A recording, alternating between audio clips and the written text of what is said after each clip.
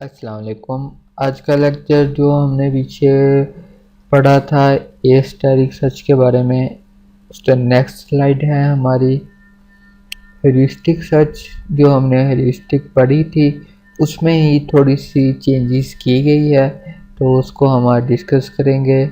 मेरा नाम है मोहम्मद उमर। आज का लेक्चर हम स्टार्ट करते हैं प्रॉपर अपना। लेक्चर की तरफ हम मूव करते हैं। हेरिस्टिक सर्च का आपको आइडिया होगा, हमने पीछे लेक्चर में डिस्कस किया था कि हेरिस्टिक सर्च जो है वो अपनी बैकवर्ड कोर्स पे चलती है, वो ना फॉरवर्ड और ना ही एक्चुअल कोर्स को मेजरमेंट करती है, सिर्फ उसने डिस्टेंस को देखना है और डिस्टेंस कवर करता है। इसमें जो हमारे पास आप ये देखें कि इसमें हमारे पास दो पॉसिबिलिटी है हेरिस्टिक की। एक जो है कि वो यहाँ आकर ब्रेक लगाए और वो सोचे कि हाँ भी यहाँ आगे मुझे कितना वर्क रहता है मेरा, और वो अपनी फ्रिंजेस को जो है अपडेट करे। ये एक प्लान है। तो दूसरा प्लान ये है कि वो थोड़ी सी स्पीड को अपनी मिनिमाइज कर ले और वो वर्क को भी जारी रखे, वर्क भी करता रहे और अपनी कॉस्ट भी उसके लिए कम हो जाएगी। जारी बात, जैसे स्लो डाउन होगा उसकी कॉस्ट भी कम हो जाएगी। हम फ्यूल की एवरेज ले लेते हैं कि अगर एक बाइक है, बाइक वाला वो जो प्रॉपर रुक कर बाइक स्टार्ट रखे और सोचे कि मैंने अब इस वे से जाना है, तो उसका टाइम भी कंज्यूम हो रहा है और वो सोचने में भी टाइम लग रहा है। और अगर वो ऐसा ऐसा चलता जाए और सोचता जाए तो ये एक अप्रोच अच्छी है हेरिस्टिक की। तो ऑप्टिमिलिटी ऑफ ऑप्टिमाइल जो हमने पढ़ा था एस्टेटिक प्री सर्च का, उसमें जो हमें चेंजेस और हमें इश्यूज आए हमने उसको डिस्कस किया था। अब उसकी आ गई सर्च की प्रोबेबिलिटी आ गई। हमने एज ऑप्टिमल गोल, अब आप ये देखें ए हमारे पास गोल है, बी हमारे पास सब ऑप्टिमल गोल है, एच हमारे पास जो है वो एडमिसिबल है। Claim I will exit the fringe before be, कि हमने कोई इस तरीके से वे को करना है, हमने बी वाले गोल को उठाना है, हमने वो वाली फ्रिंज को विजिट करना है, ये हम क्लेम कर रहे हैं। प्रॉपर्टीज ऑफ एस्टेरिक की प्रॉपर्टीज आ गई यूसीएस कोर्स में। आप देखिए यूसीएस कोर्स में वो पूरे एरिया को विजिट करके अपने फाइनल डेस्टिनेशन तक पहुंचता है। जिस तरीके से हमने यूसीएस की फर्स्ट एग्जांपल की थी उसमें आपने देखा था कि ये देखें ये बी पे है, इस तरह मूव करे, इधर मूव करेगा, फुल शैडो करता आ रहा है। तो जो एस्टेरिक है, एस्टेरिक जैसे कि आपको पता है यूसीएस प्लस ग्रीडी एल्गो का कम्बिनेशन है। ये जो अप्रोच इसकी होगी वो आपको मैं बहुत ही पिक्चर में देखे, पिक्चर में बहुत चेंजेस आ रही है कि इसकी चेंजेस और इसमें चेंजेस, ये इतनी हम इस तरीके से कह सकते हैं कि ये इतनी नोट्स विजिट करके आया है। जैसे एग्जांपल के तौर पे मैं आपको एग्जांपल हमारी ये है कि ये 1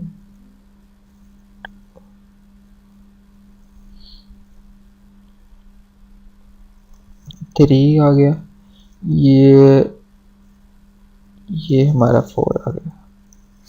अब ये देखेंगे हमारी और अब ये है 2, ये है 1 और ये है 3। अब आप मुझे बताएं कि इधर से जाएगा तो वो पहुंच तो अपने फाइनल डेस्टिनेशन पे जाएगा। यूसीएस क्या करता है, वो यही करता है ना कि सबसे पहले देखता है यूसीएस और जो हमारी हमने टेक्निक पढ़ी थी, हमारी टेक्निक थी यूसीएस ही, सॉरी यूसीएस की जो हमने टेक्निक पढ़ी है उसमें क्या करता है, वो यही देखता है ना कि मेरी छोटी वैल्यू होनी चाहिए, पहले छोटी वैल्यू देखी लेकिन आगे से उसको 4 मिला, ठीक है। लेकिन जो ग्रीडी होगा, ग्रीडी क्या करेगा, ग्रीडी भी क्या, ग्रीडी क्या, बस लालच करनी है, मैंने नहीं देखना कि कौन सा रास्ता, उसने बस भगा ही आना है और पहुंच जाना है। जो होगा ए स्टैटिक क्या देखता है, उसने देखा इधर ये है, उसने देखा इधर तो ये है, उसने आगे भी देखा, उसने कहा ये रास्ता, ये वे, ये प्लान को सिलेक्ट करता हूँ मैं। तो यूसीएस जो है अभी तक की बेस्ट थी टेक्निक, जो जब ये स्ट्रेटजी आई उसके बाद आई जैसे ही ए स्टैटिक ने इस प्रॉब्लम को एफिशिएंटली और मिनिमम कॉस्ट में वर्कआउट किया। सो कंपैरिजन हम कर रहे हैं, कंपैरिजन हम बैकमैन की एग्जांपल को कर रहे हैं। अब ग्रीडी अप्रोच क्या है, ग्रीडी अप्रोच का देखें, ग्रीडी अप्रोच ने क्या की, लालच की, उसने कहा मैं यहाँ आता हूँ, यहाँ आता हूँ, यहाँ से यहाँ चला गया, ये टाइम उसने वेस्ट किया, फिर यहाँ से गया, यहाँ से गोल पहुँच गया। अब जो यूसीएस है, यूसीएस ने कहा मैं ये भी विजिट करके आता हूँ, ये भी विजिट करता हूँ, शायद डिस्टेंस ये कम हो, शायद डिस्टेंस ये कम हो, शायद डिस्टेंस ये कम हो, वो सारों की विजिट करता था। अब जो ए स्टडी था, अब आप ये देखेंगे ए स्टडी ने इधर बैठे हुए सोचा कि मेरे पास 3 वे बन रहे हैं, एक वे ये है, एक वे ये है, एक वे ये है, हम इस तरह कर रहे हैं, ये ए बी और सी।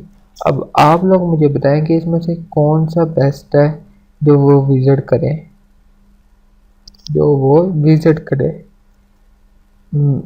आप लोगों ने मुझे कमेंट में बताना है कि इसमें ए प्लान अच्छा था, बी ए स्टैटिक में अच्छा है, या जो यूसीएस वाला है वो अच्छा है, कौन सा इसमें से बेस्ट है। और अगर ए स्टैटिक बेस्ट है तो ए स्टैटिक में कौन सा प्लान बेस्ट है, ए, ये बी है, और ये जो लाइट वाला है ये सी है। सो स्टैटिक की आपने जैसे एग्जांपल देखी, और भी एप्लीकेशंस आई हुई हैं, जैसे गेमिंग में ज़्यादातर ए स्टैटिक अप्रोच यूज़ कर रहे हैं वो। तो ए स्टैटिक अप्रोच ये गेम है, तो इस गेम की मैंने आपको थोड़ी सी ये डायरेक्शन के बारे में बताया कि उसको देखे इधर वो इस पोजीशन पे है अपनी मिड में, और उसको ये सारी पॉसिबिलिटी वे का पता है। तो ये स्टैटिक की अप्रोच है। सो वीडियो गेम्स, सो इस स्टैटिक की एप्लीकेशन कौन सी है, video games parting routes problem, जो रूट्स होंगे उसमें जो प्रॉब्लम्स आते हैं वो उसको देखता है। रिसोर्स प्लानिंग प्रॉब्लम, वो अपने रिसोर्सेज चेक करता है। रिपोर्ट मोशन प्लान, जैसे कार की एग्जांपल मैंने दी थी कि कार फाइनल अपनी जा रही होती है तो वो देखती है कि यहाँ स्पीड ब्रेकर है, तो वो एक प्लान जनरेट कर देती है। Language analysis, so language analysis का मैंने आपको अलेक्सा की एग्जांपल दी थी कि अलेक्सा जैसे लैंग्वेज को एनालिसिस करती है, कौन से इसमें फंक्शनलिटी और कौन सी प्रोबेबिलिटी वर्क करती है, जिससे वो हमारी लैंग्वेज को देख लेती है कि वाकई ये ऑथेंटिकेशन बंदे ने जो वॉइस है या ऑथेंटिक बंदा मुझे असेस करता है। सो मशीन ट्रांसलेशन, जैसे गूगल की मैंने आपको एग्जांपल दी थी गूगल ट्रांसलेटर की, कि हम इंग्लिश में स्पीक करते जाएंगे या हम चाइनीज़ में बोलते जाएंगे या हम उर्दू में बोलते जाएंगे, तो जो हम सेलेक्ट आगे करेंगे लैंग्वेज वो उसमें हमें ट्रांसलेट करके देता रहेगा।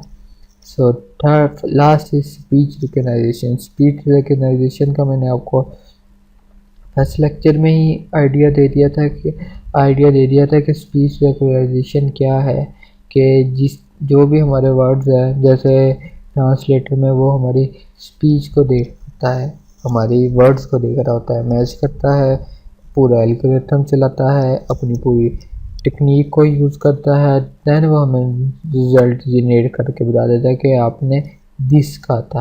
अगर मैं कहता हूँ कि दिस इज़ द बुक, तो ये अब इसको लैंग्वेज, ये मेरी स्पीच को रिकग्नाइजेशन करेगा कि वाकई ये कौन सी लैंग्वेज बोल रहा है। मैं कौन सी लैंग्वेज में इनसे टॉक कर रहा हूँ, मैं इंग्लिश में कर रहा हूँ या उर्दू में कर रहा हूँ या जर्मन में कर रहा हूँ या फ्रांस में कर रहा हूँ या चाइनीज़ में कर रहा हूँ, कौन सी लैंग्वेज यूज़ कर रहा हूँ मैं। अगर मैं इंग्लिश यूज़ कर रहा हूँ तो इंग्लिश कौन से वर्ड यूज़ कर रहा हूँ। इंग्लिश में यूके लैंग्वेज यूज़ कर रहा हूँ, यूएस लैंग्वेज यूज़ कर रहा हूँ, कौन सी लैंग्वेज यूज़ कर रहा हूँ। तो वो रिकग्नाइज़ करेगा, उसके बाद वो ट्रांसलेट कर देगा। ये स्पीच रिकग्निशन और ट्रांसलेशन का आपको बता चुका हूँ।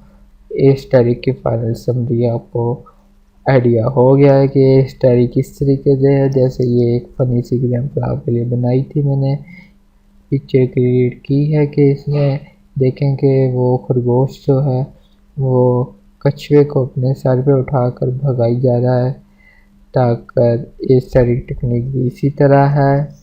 सो आज का लेक्चर को हम एंड करते हैं इसकी समरी के साथ। So a static use both backward cost and estimate of forward cost, इसके बारे में मैं आपको फर्स्ट में बता चुका हूँ। So optimal mid consisting and heuristical approach, ये भी हम डिस्कस कर चुके हैं। So heuristic design is key offer use to relax problem. Heuristic जो था, अब आप ये देखें कि एक चीज़ भाग रही है, जैसे ये एग्जांपल मैंने बताया है कि हिस्ट्रिकल अप्रोच जो थी वो इस तरीके से वर्क कर रही थी, ग्रीडी इस तरीके से, तो इस तरीके इसमें बेस्ट थी। सो आज का लेक्चर हम एंड करते हैं इस तरीके टॉपिक के साथ। नेक्स्ट लेक्चर में दोबारा हाजिर होंगे, आपसे डिस्कस करेंगे, आपके क्वेश्चंस के आंसर देंगे। एक दिन हम अपना लाइव स्ट्रीम का सेशन रख लेंगे जिस दिन आप मुझे कहेंगे, तो उस दिन हम अपना जो हमारे क्वेश्चंस होंगे हम उसको डिस्कस कर लेंगे। सो आज का लेक्चर हम एंड करते हैं। अल्लाह हाफिज़। चैनल को सब्सक्राइब कर लें, बेल आइकन को प्रेस कर लें। नेक्स्ट लेक्चर में हम आपको मज़ीद इंफॉर्मेशन और नॉलेज देंगे। सो अल्लाह हाफिज़।